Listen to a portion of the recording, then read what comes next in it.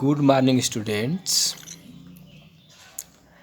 आज हम पढ़ेंगे अनुवांशिकतः रूपांतरित फसलें, या इसको आप ट्रांसजेनिक भी कह सकते हैं, है ना। ट्रांसजेनिक तो ऐसे पादप जिनके जीन्स जैव प्रौद्योगिकी के द्वारा परिवर्तित किया जा सके, उसको हम जो है जेनेटिक मॉडिफाइड क्रॉप प्लांट्स भी कहते हैं, या इनको आनुवांशिक रूपांतरित फसलें कहते हैं।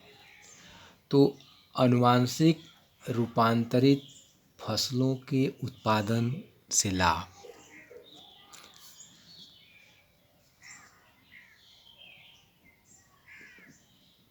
आनुवांशिक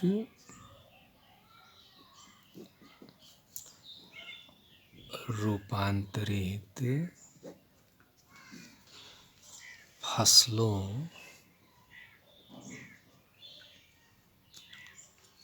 के उत्पादन के लाभ।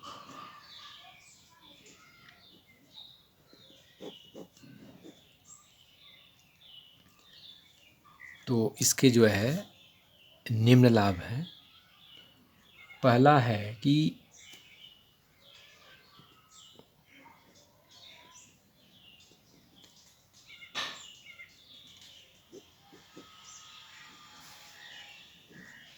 पहला इसमें है कि इस प्रकार की फसलों में पौधों द्वारा खनिज उपयोग क्षमता में वृद्धि होती है।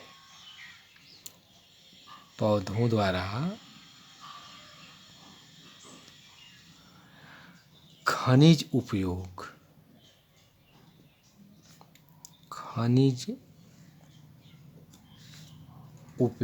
क्षमता में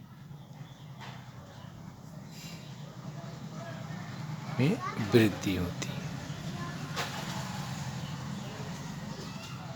यानी ये जो फसलें होती हैं या ये जो प्लांट्स होते हैं, तो इनके जो है खनिज को उपयोग करने में जो है इनकी जो है कैपेसिटी में वृद्धि होती है।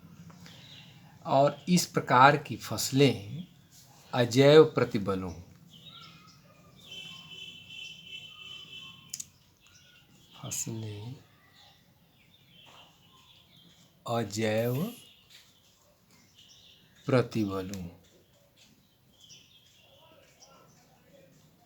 इसको इंग्लिश में कहते हैं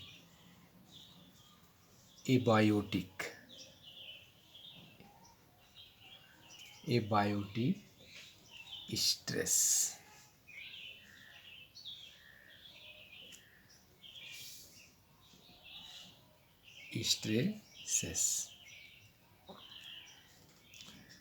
जैसे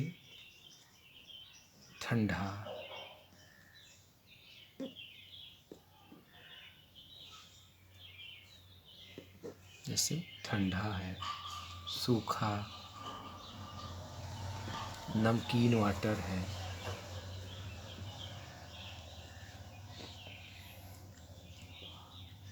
टेम्परेचर आदि के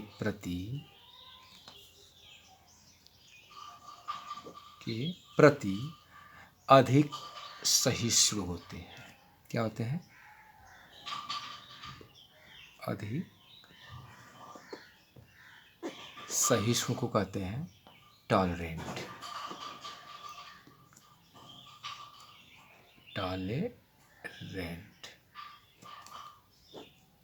यानी ये जो फसलें होती हैं, बहुत ज़्यादा ठंडी है या सूखा एरिया है या लवण की मात्रा अधिक है, टेम्परेचर अधिक है, यहाँ भी ये जो है आसानी से ग्रो कर सकती हैं। यहाँ भी उनकी वृद्धि उत्पादन जो है अच्छे तरीके से होता है। अब आपका है कि थर्ड पॉइंट है कि इस प्रकार की खाद्य फसलों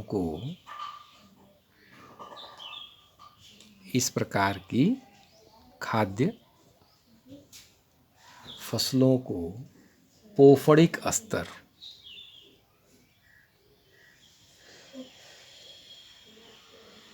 पोफड़िक स्तर यानी न्यूट्रिशनल वैल्यू,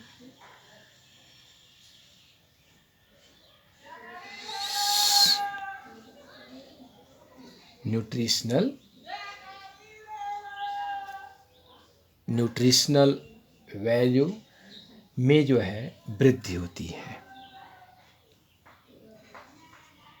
में वृद्धि होती है। जैसे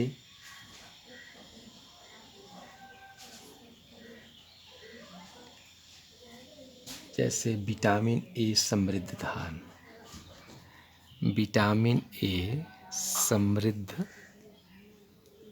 धान राइस।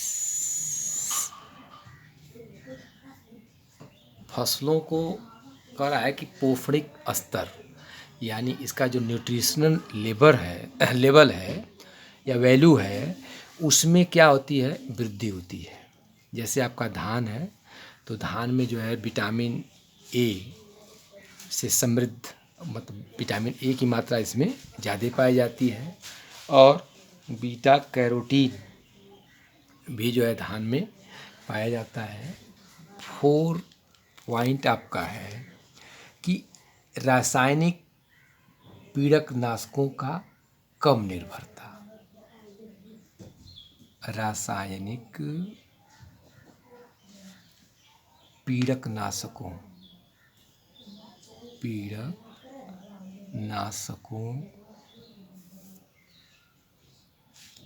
पर कम निर्भरता।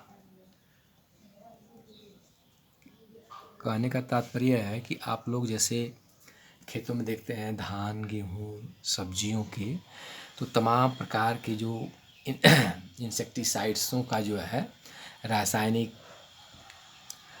कीटनाशकों का जो है, जब हम उस पर छिड़काव करते हैं तो ये जो ट्रांसजेनिक फसलें होती हैं या रूपांतरित फसलें होती हैं, इन पे जो है ये इसको छिड़कने की कोई आवश्यकता नहीं होती है, या उस पर इनकी निर्भरता क्या होती है, नहीं के बराबर होती है। तो ये स्वास्थ्य की दृष्टि से भी क्या होंगे, अच्छे होंगे। इस प्रकार की फसलें कटाई पश्चात होने वाले नुकसान को कम करने में क्या होती हैं, सहायक होती हैं।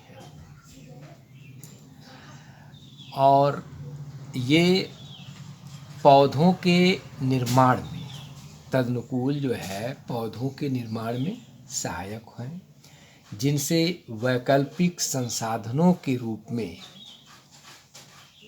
जैसे ईंधन, फार्मास्यूटिकल की आपूर्ति भी जो है की जा सकती है। तो इस प्रकार की फसलों कटाई के पश्चात होने वाले नुकसान को करने में सहायक होती हैं, और इन सब के जो प्लांट्स होते हैं तो इनका हम जो है उद्योगों में जैसे वसा, ईंधन तथा फार्मास्यूटिकल्स की जो है आपूर्ति होती है। दवा जैसे हो गया, भेषजीय पदार्थ इसको कहते हैं, भेषजीय पदार्थों यानी फार्मास्यूटिकल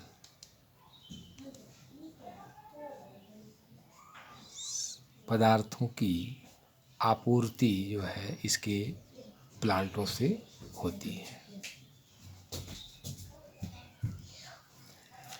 अब इसका तो जो है लाभ हो गया। हर चीज़ का मेरिट और डिमेरिट होता है, तो कुछ लाभ भी होता है तो कुछ हानि भी होती है। तो अब हम जो है इसके हानि के बारे में पढ़ेंगे, है ना।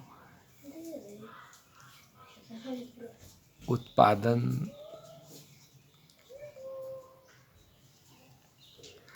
से हानि के बारे में पढ़ेंगे।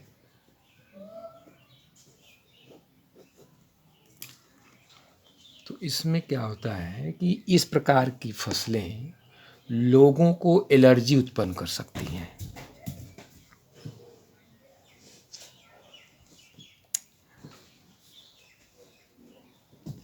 इस प्रकार की फसलों से लोगों को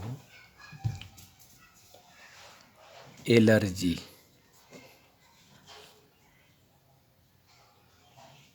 जो है उत्पन्न कर सकती है।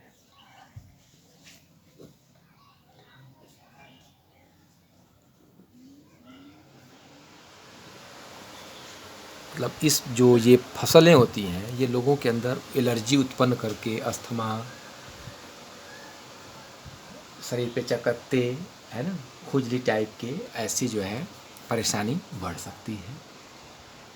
इस विधि द्वारा उत्पादित कुछ फसलों में बीज पैदा करने की क्षमता नहीं होती है। क्या होती है? बीज उत्पन्न करने की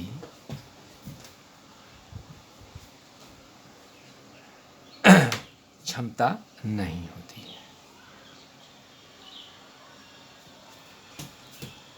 जैसे किसान है जो धान गेहूँ को बोता है, ठीक, तो फिर सीड मिल जाता है, फिर किसान दोबारा उससे जो है धान और गेहूँ और तमाम अरहर, कपास, तमाम चीज़ों का उत्पादन करता है। लेकिन इसमें क्या होता है कि इनमें बीज उत्पन्न करने की क्षमता नहीं होती है। तो जब बीज उत्पन्न नहीं होगा तो किसान को प्रत्येक बार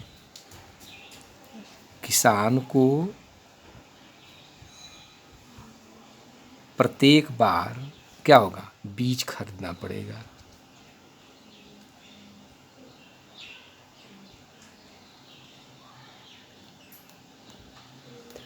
पड़ता है, ठीक। तो अब किसान को क्या होगा? बार बार जो है बीज खरीदना पड़ता है। तो अब इससे क्या होता है कि किसान की एक आय जो है इनके बीज में लग जाती है। थर्ड पॉइंट आपका है कि इस प्रकार की फसलें बहुत महंगी पड़ती हैं। इस प्रकार की फसलें बहुत महंगी पड़ती हैं।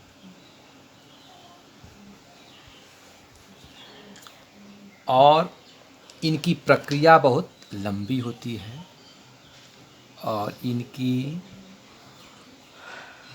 प्रक्रिया बहुत लंबी होती है।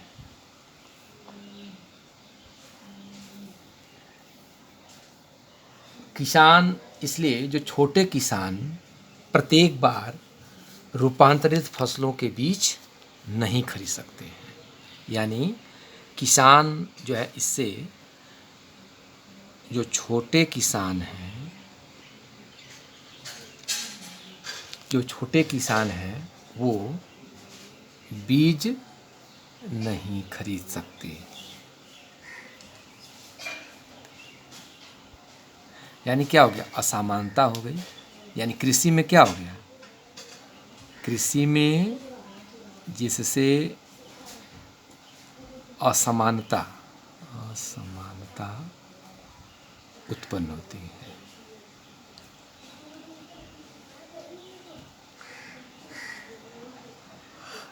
और इस प्रकार की फसलों के उत्पादन से यह संभावना है कि कीट एवं पीड़क इस प्रकार की फसलों के प्रति प्रतिरोधी हो जाएं और फिर उपयोग के लिए नए पीड़कनाशी एवं कीटनाशियों की क्या होगी? आवश्यकता होती है। यानी कहने का तात्पर्य यह है, ये जो फसलें होती हैं ये एक दूसरे के प्रति क्या हो जाती हैं? प्रतिरोधी हो जाती हैं और फिर उपयोग के लिए नए पीड़कनाशी और कीटनाशकों की आवश्यकता हो जाती है। तो प्रतिरोधी हो जाने पर, प्रतिरोधी हो जाने पर फिर उपयोग के लिए, फिर उपयोग के लिए अब हमको क्या करना पड़ेगा? नए पीड़क नाशी और कीटनाशियों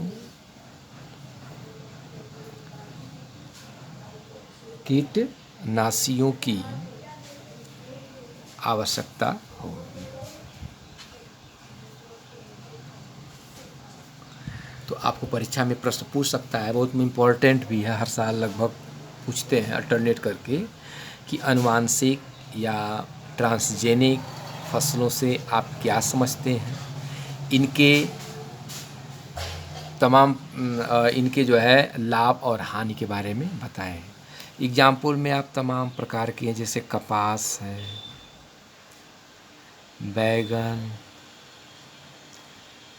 टमाटर, है ना, आदि की फसलें।